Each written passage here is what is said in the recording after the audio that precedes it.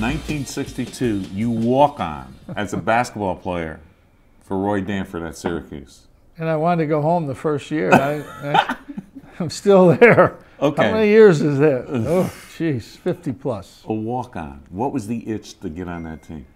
You know, I was a pretty good high school player, but back then, you know, one of a lot of recruiting in my area. I could have gone to Colgate, but I would have had to pay my own way there. They had no athletic scholarships, so the coach at the time promised me a scholarship if I made the team. Of course, he promised it to 3 other guys too, and he used up all his 7 scholarships. Roy Danford would never do that. Yeah, he was a freshman coach. I played for a guy, Coach Fred Lewis, but yes. We had 15 guys on scholarship and no scholarships. But luckily, a guy got thrown out of school, and I got a scholarship after 1 year. Okay, so in 1969. Roy Danford makes you a graduate assistant. You've gone from a walk-on to being a graduate assistant. Well, I was a part-time, actually, even in 66, 7, and 8, as a golf coach, and I was working with the basketball team, but my assistantship was as the golf coach, the varsity golf coach. So I got $2,800 to do that. But I was coaching basketball the whole time, and then I moved into basketball in 69, 70 to be you know, more of a full-time assistant. Even though as a grad assistant, there was only 1 other assistant. So yeah. You did a lot of work back then, and it was a great experience, and eventually moved into the full-time assistant job.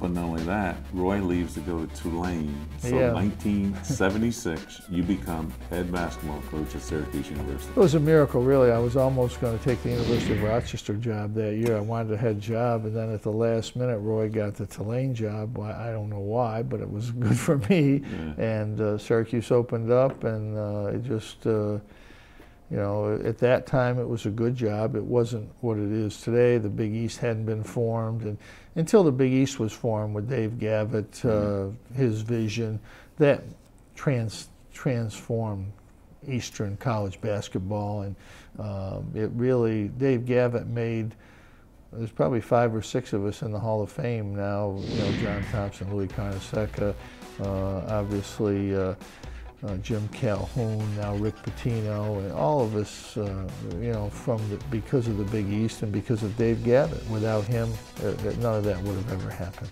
When did you really feel that, okay, what was your turning point? You win a national title, but back when? There's one point that says, I want to do this as a career.